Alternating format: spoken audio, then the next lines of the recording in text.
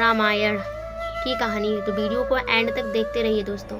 यह तो सभी जानते हैं कि राम, लक्ष्मण और भरत शत्रुघ्न चारों दशरथ के पुत्र थे। राजा दशरथ की 3 रानियां थीं, कौशल्या, केकई और सुमित्रा। भरत केकई पुत्र थे।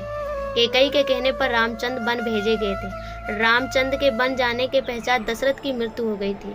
उसी समय भरत बुलाए गए और भरत उसी समय अपने नाने के यहाँ थे। जब उन्होंने सुना कि राम को वन भेजने में उनकी माता का हाथ है तो बहुत दुखी हुए। उन्होंने सोचा कि लोग सोचेंगे सिंहासन के लालच में भरत भी मिले रहे होंगे। यात्रापति उनकी यह शंका निर्मूल थी। दशरथ के अंतिम संस्कार के सर्वाधिकार होने के बाद लोगों ने उन्हें समझाया, अनुरोध किया कि राजा दशरथ का प्राण प्रतिज्ञा समय यही आज्ञा थी कि आप अयोध्या के राजा बने, इसलिए राज्य का संभालिए और प्रजा का इस प्रकार पालन कीजिए कि बेसुख हो। मुनियों ने, विद्वानों ने, रानियों ने उन्हें समझाया, परंतु भरत नैतिक दृष्टि से इसे बहुत अनुचित समझते थे। सिंहासन का अधिकार सबसे बड़े पुत्र का होता है। राम सबसे बड़े थे।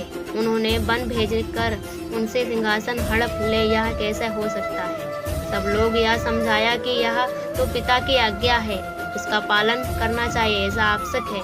सिंहासन पर बैठा अनाज नहीं समझना चाहिए। किंतु भरत ने उन लोगों की बातें नहीं मानी और बड़े अनुनय विनय के साथ उन्होंने लोगों से प्रार्थना की, मुझे राम से भेंट करने की आज्ञा दी जाए। और उन लोगों से आज्ञा प्राप्त कर रामचंद्र से वन भेजने वन में गए। अनेक वन घूमने, लोगों से पूछते, नदियों को पार करते हुए उन पहाड़ पहुँचे जहाँ भगवान राम थे। राम को जब समाचार मिलता है तब सब कुछ छोड़कर वे सामने पहुँचे। भरत उनके चरणों में गिर गए।